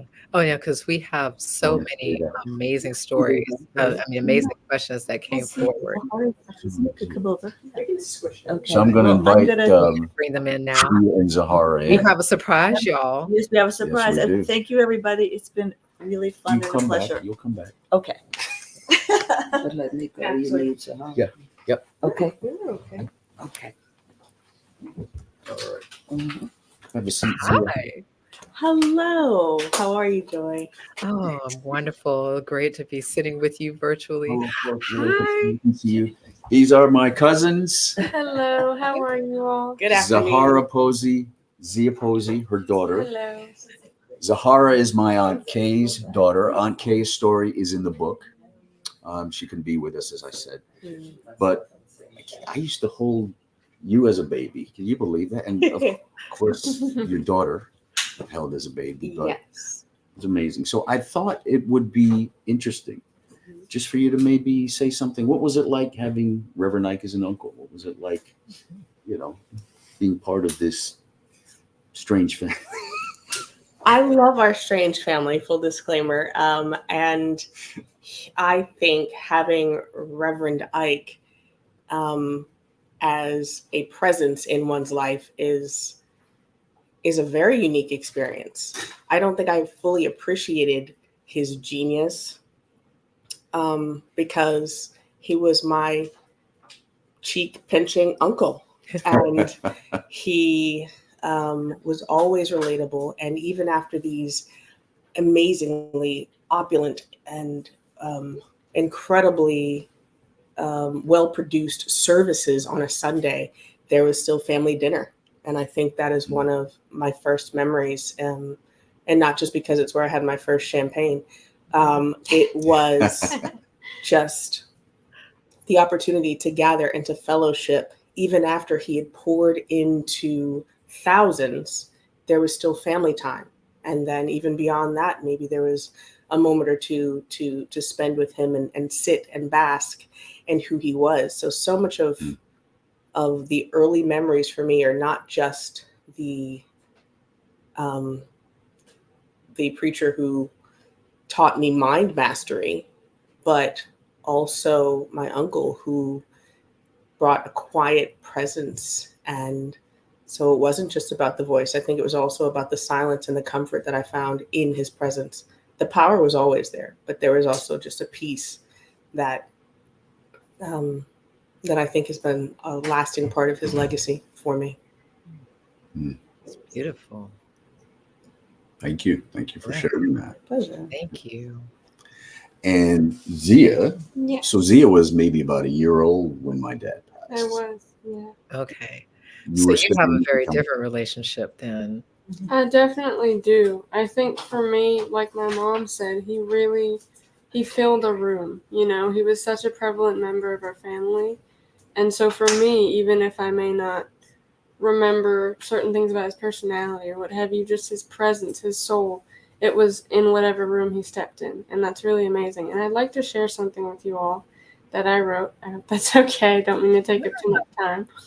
But there is one of my favorite scriptures is Psalm 1:3, and it says, "He shall be like a tree planted by the rivers of the water, and he shall bring forth his fruit in its season, and his leaves shall never wither, and he shall prosper in all he does." And I really think that just, to me, that's so reminiscent of him as a person. I think just so much about what he left as his incredible legacy and the fruits of his labor that we see that is still prospering to this day, and his work and his life. It's just so reminiscent of a tree's life and of that scripture. And I think that scripture really is straight from God's heart. And I think Reverend Ike is also straight from God's heart. I think they both, I really just feel like the symbolism of a tree and my late great uncle is really, there's so many parallels. It's really incredible. It's something, it's kind of funny to think about someone being like a tree, but there's so much symbolism in a tree. It's also one of the most referenced things in the Bible. So it's absolutely amazing. And I think he was so firmly planted in his beliefs and his faith and his relationship with God. I think it could never have been uprooted ever. And the seeds of wisdom that he's planted in us and that he plants in others is still growing every day, and even in other people. I hope that it's still growing every day. And I think another thing about him that I'm so thankful for, and I know God is so thankful for, and really smiles down on us for doing, is we're continuing that legacy. We're really making sure that his audience and his readers are constantly growing and flourishing and being nurtured by the fruits of his labor. And I think that's just incredible. So long may his legacy stay rooted. I'm really, really grateful just to have felt his presence in my life, and to see his legacy all around me. It's something that will never leave me. Oh, thank you, Zia. And you watch some of his YouTubes, I understand. Yes, I mean, and have. that's like the whole YouTube explosion, and it's going to get bigger and bigger as part of it. Kind of, you're saying, continued fruits from this mighty tree. You know, Icarin is oak, right? So Icarin coder means something like carrier of oak or acorns or something like that. My dad used to say, it proves mighty oaks from little acorns grow. So I appreciate the tree analogy very much. Thank you. And we appreciate that you're giving us the opportunity to, even having been in proximity, right? There's power, proximity, and presence. But there's so much power in getting to relive these moments, some of which we may not have been around to experience, but we experienced the product, the man that was born of these moments. And now that vibration lives on through your conveyance of his story. And it's powerful because a lot of the exposure that Zia has is through YouTube and Rev Ike Legacy, and listening to the excerpts and the clips, as we often do on YouTube. Listening to him in the his first thing in the morning or last thing in the evening is a wonderful tradition. And now we have the audiobook first thing in the morning or in the evening to sort of chew over and begin the day with. It's wonderful. It's tremendous. It's a gift even to us in the family. Oh, well, thank you. Thanks so much. And my dad, of course, loved you very much. And he called you High Noon, right? Indeed, he did. There's a story behind that. Her older sister, used to say, "High morning, high morning." So her older sister, Sonia, my dad called her High Morning. And so when she came along, she said, "Well, she's got to be High Noon."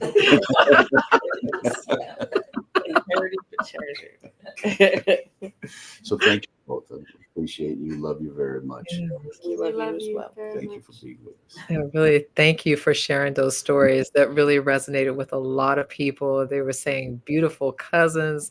Zia, I'm so deeply moved by your sharing. He also loved you, but loved this scripture. That was Kevin Ross. Definitely.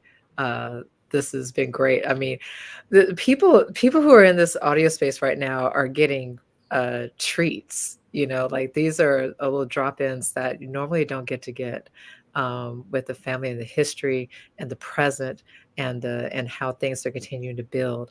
And you all actually interestingly gave us a segue into the last audio clip, which is really a lot about your conscious and your conscious self-image, right? Your self-reflection, how we do mirror to one another, how and that spiritual practice of this. And we're going to listen to the last clip, and then that's going to roll us into the first question from a Q&A. We're going to do as much Q&A as we can before we wrap, but this all just kind of seamlessly came together.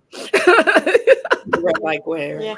The Reverend Ike way. So we're going to listen to the last audio clip, and then we'll come back and do the rest of the Q&A, because we know we got a lot of Fundamentally questions. We're conveyed- going to get to what we can get to, and like I said, we'll probably do a part 2. But this is the last clip for this listening party, and then we'll start to wrap up. The same theme time and again. You are the master of your mind and are therefore responsible for your life. Whatever his topic, at the core of his message was the essential truth that everything and everyone in your life reflects your understanding or misunderstanding of your divine nature and birthright. Period. If you want to change the people in your life, change yourself according to God's image of you. You want different circumstances? Become a different person in alignment with how you were created. While it may sound harsh to some and too simplistic to others, he considered it spiritual law, and he spelled it out masterfully. Dad cleverly included a subtitle for those who might find the title puzzling or difficult to comprehend: How to Control People and Conditions in Your Life. While that might have sounded a bit more appealing to some because it implied an ability to change the actions of others you don't like, the talk itself made it clear it was futile to try to control others. It could be said that he dangled the carrot of control to get people in the door, and once they were there, he made it clear that control of others had nothing to do with creating a good life. The people and conditions in my life are as they are because I am such as I am, Dad explained with that bit of whimsy in his voice because he knew folks were simultaneously intrigued while questioning his logic. In everyone, I meet some aspect of myself. Some aspect of my subconscious self-image, some aspect of my subconscious self-identity, some aspect of my subconscious self-feeling. He placed himself smack dab in the middle of the lesson, knowing his personal examples helped people to embrace what might be difficult to accept. I'm here to confess that some people have some ways that I don't like, but at the same time I must realize that everyone is me, though sometimes unrecognized and disliked, because I cannot experience anything or anyone except those which correspond to something within myself. His whole lesson boiled down to Socrates' admonishment, "Man, know thyself." Dad emphasized this point in most of his sermons because he believed deeply that when man knows his inner self correctly, he will recognize his outer self in all his various disguises. He explained that when you meet someone who rubs you the wrong way or gets on your last nerve, trying to get them to change is futile. Not because change is hard, but because their behavior or whatever else about them resonates with you so pointedly is something within your subconscious. All the people in your world are expressions of something within your subconscious mentality. So the solution is to change yourself, not try to change them. Dad said it was pure mystic science, pure esoteric science, meaning it was impersonal and applicable to everyone. No one was immune to this essential spiritual law, and becoming aware of it was the most liberating thing a person could experience because it placed them in the driver's seat of their life. My father firmly believed that everyone you meet is as you are, were, or will be. That belief undergirded how respectfully he treated all people. He didn't care whether he was addressing a CEO of a company or a janitor. He treated them equally with respect. He used that idea to explain the powerful boomerang effect of judgment. You have to be careful how you judge people. Whenever you judge someone else, you're always judging yourself. He likened this to Jesus saying that one would receive what they meted out. You're going to be judged with whatever judgment you judge. This explained why Dad addressed the homeless as sir or ma'am and spoke to them with dignity and respect. He lived what he preached. Oh, so I just felt like that was a beautiful way to close up the audio clips for this party. And it gets into with the little bit of time that we have for Q&A. And I want to start with a question that came from Art in Riverside, California. He asked, what would the Reverend prescribe to get over deep-seated anger that is resistant to affirmations feeling exercises? How would one forgive a person who has harmed them in the past? And especially as we're keeping in mind that you meet no one but yourself, right? What does that process look like? Oh, I think you're muted. I'd say part of it is getting some therapy. If you're dealing with anger that you can't let go of and you're not responding with, it's a good idea to get some help with that. You know, a wise person who can help you process. It takes a certain amount of self-processing and going into those places and being vulnerable. And particularly for men with anger, you have to be vulnerable because anger may be the presenting emotion, but underneath that emotion may be something even more difficult that you are not wanting to feel, such as hurt or shame. And so there are ways of going underneath that anger to get to what may be driving the anger. Because if you've been hurt, if you have been shamed, traumatized, wounded in whatever way, and this goes into the forgiveness, it's, you know, it's all interlocked. A good therapist can help you work with those things. My father would certainly say, you know, keep thy heart with all diligence, for out of it are the issues of life. That's an important concept. So pray, meditate, even though you're saying that the anger is resistance to meditation, there's a way to get underneath. And understanding that when we're dealing with something that's kind of stuck in our system or stuck in our craw, it's often, to use this kind of idea, this I meet no one but me, and this idea that we're made in the image and likeness of God. If there's something caught in us that is of an unbeneficial vibration, let's just say that, it means that something has caught on to gotten stuck in that eye of self-perception, right? I mean, there's that scripture where judge not that you be not judged. And there's the reference to having something stuck in your eye that prevents you from seeing other people accurately. But the ego eye, or the eye of self, that gets damaged by hurtful experiences, by traumatic experiences that happen often in childhood. And as we grow, if those things aren't taken care of and healed, it distorts the vision of the self. And that distortion becomes part of our I amage, as I say. I am the I am image, the I am that I am. Made in the image, I amage, image and likeness of God. So something is distorting my self-perception. So those are some things that can be worked with as you deal with this issue of anger. But again, anger, you have to find the proper ways to express it. Obviously, you don't want to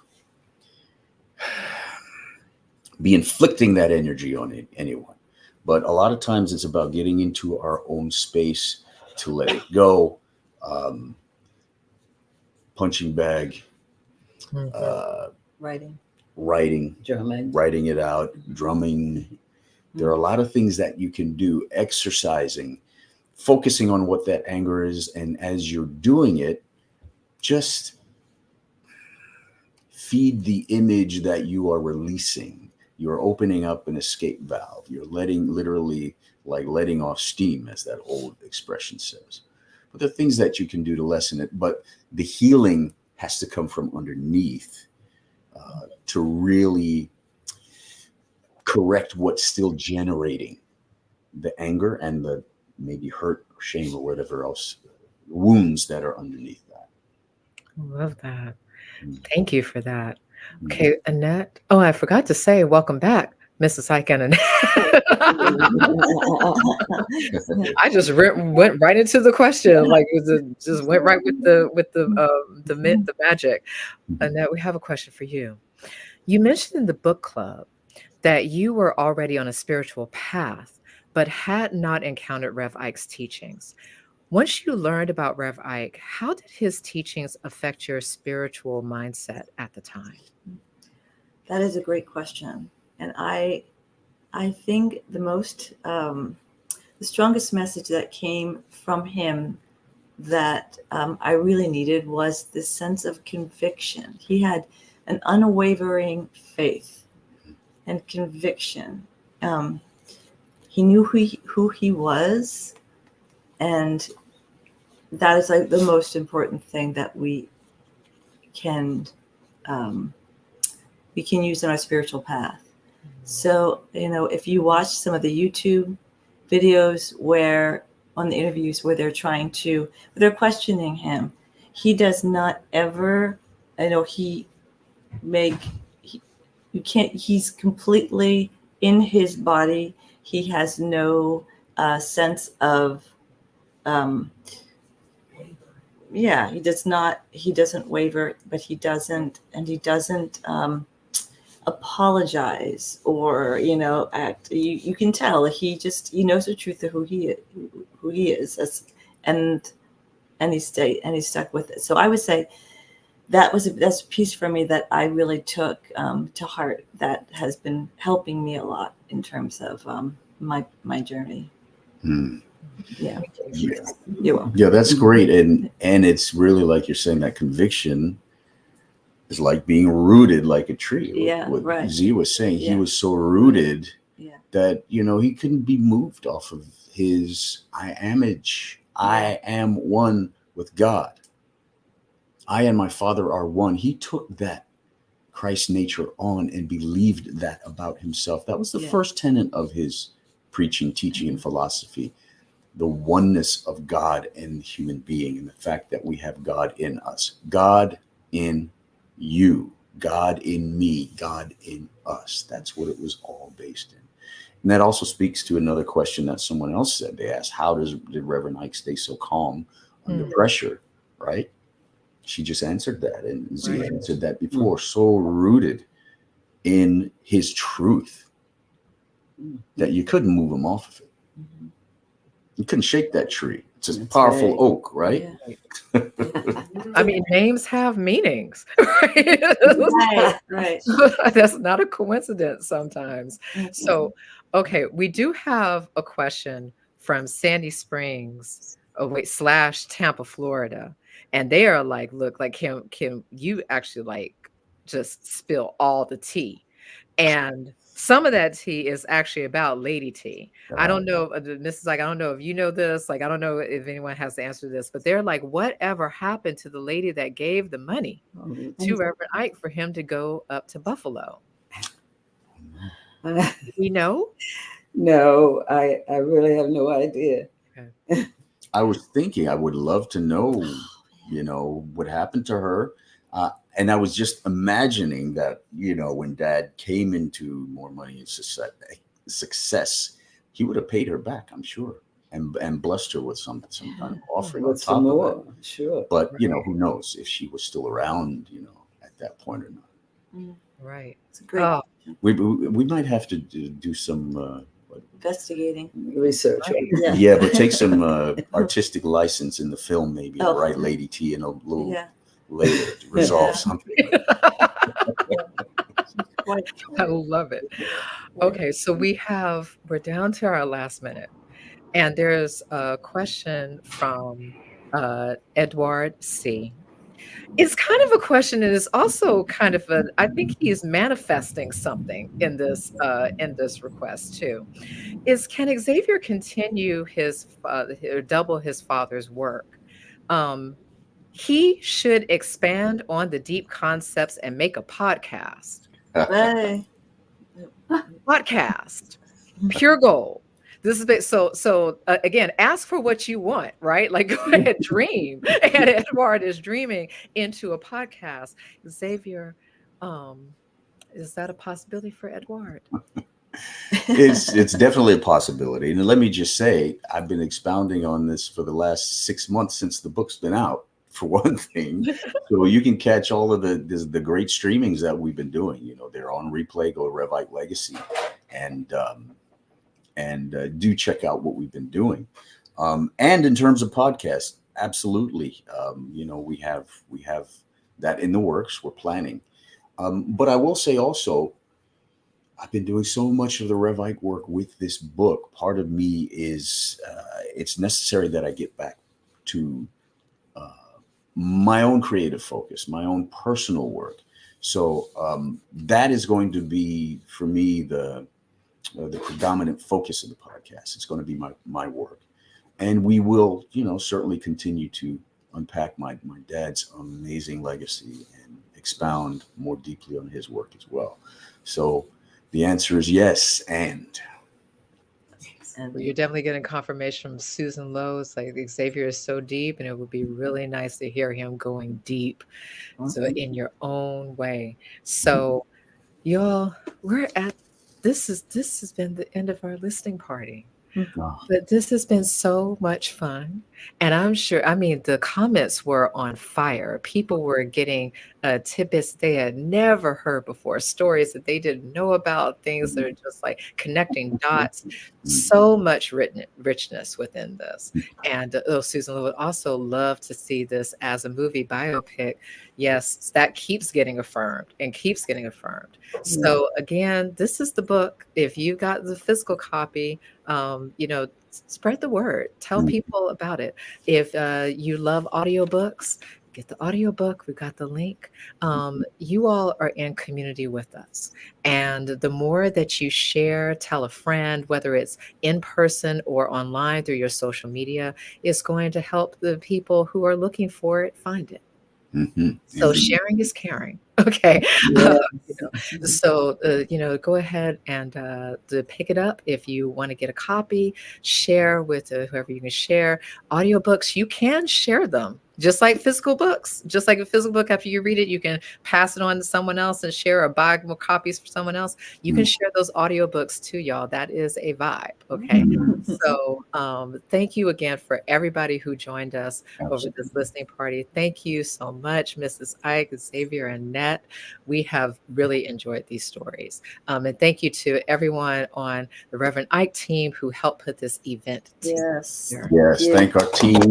Wonderful team. We appreciate Thank you so much. Thank you all so much. And one thing about when you do go to Amazon to get the audiobook, you'll see they're offering it for, you'll see a price of $0. That's for a trial membership if you're not if you don't have Audible already. But if you do have the Audible membership, you'll see that the regular price will be on offer when you click that link. And Joy, thank you so much. It has been an absolute joy to be with you. We so appreciate you. And I thank everyone. Thank you for joining us.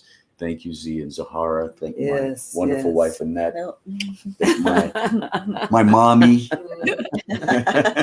We love you, Joy. We love you too. And this has been wonderful. So everybody, be well, keep dreaming, like take those words to heart that got shared and this energy that is in flow right now for all of this possibility. And like I said, if you got something out of this, tell somebody, okay? Let people know. And until next time, we'll see you soon, okay? God bless. Thank you. Bye. Bye. Bye. I know I've been changed. I know I've been changed. I know I've been changed. The angels in the heaven have changed my name. I know I've been changed. I know I've been changed. I know I've been changed. The angels in the heaven have changed my name. I went in the valley one day to pray.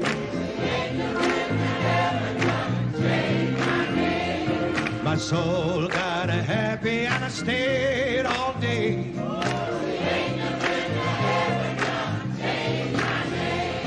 My head got wet in the midnight dew.